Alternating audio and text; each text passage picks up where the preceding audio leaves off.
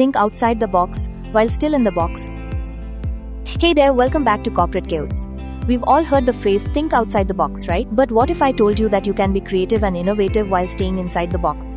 Sounds a bit contradictory, doesn't it? Let's break it down and explore how we can work within constraints to unlock some truly creative solutions. So first off, let's clarify what thinking outside the box means. It's a term often used to describe creativity, looking at problems from a fresh angle, and coming up with new, innovative solutions. Basically, it's about not being afraid to push boundaries. But here's the thing. In reality, we often have boundaries, constraints, or limitations in our work or personal lives. And that's okay. The trick is figuring out how to get creative within those boundaries. So instead of seeing the box as a barrier, let's see it as a framework that helps guide our creativity. Why the box isn't a bad thing. You might be thinking, wait, why would I want to stay in the box? Well, the box actually serves a purpose. It gives us direction and focus. Without it, we might feel a bit lost or aimless. But here's the real secret. The box doesn't have to be restrictive. It can be your creative playground. Think of it like a puzzle. The pieces are shaped a certain way, and they have to fit together.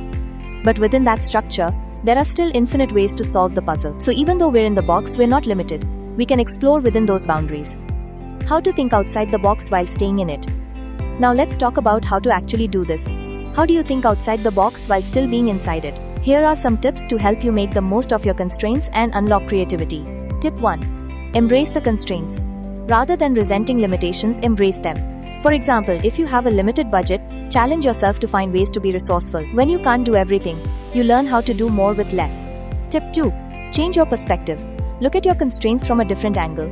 If your team's too small, think about how that could be an advantage. Smaller teams can make decisions faster and are often more agile. Tip 3. Collaborate and get creative. Sometimes being in the box means you're not alone. Work with others who bring different skills, ideas, and experiences to the table. A fresh perspective can help you see beyond the obvious solutions. Tip 4. Reframe the rules. The box isn't as solid as it might seem. Challenge the rules you've been given and see where there's room for flexibility. Maybe you can stretch the limits without actually breaking them. Now let's look at some real-life examples of companies or people who've successfully thought inside the box while still being innovative. Take the company LEGO, for example. They've always been known for their plastic building blocks. That's their box.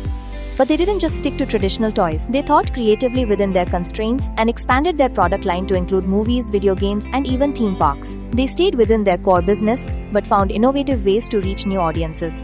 Another example is Pixar. They've mastered animation within the box of CGI. They didn't invent new technology, but they pushed the limits of what CGI could do, creating incredibly detailed and emotional stories. They thought outside the box of traditional animation, but their work was still grounded in their tools and technology. The power of constraints in innovation. You see, constraints can actually fuel creativity. The more you work within certain limits, the more you're forced to think outside the traditional approach. You get more creative when you're forced to find new ways to work with what you have. It's like being handed a set of rules and figuring out how to bend them without breaking them. To wrap it up, thinking outside the box while staying inside, it is all about working creatively within the boundaries. The box isn't your enemy, it's just a starting point for your ideas. Use it to your advantage, and who knows, you might just find the most innovative solutions yet. If you enjoyed this video, be sure to hit that like button, subscribe for more tips, and let me know in the comments how you've used constraints to spark creativity in your own work. I'd love to hear your thoughts.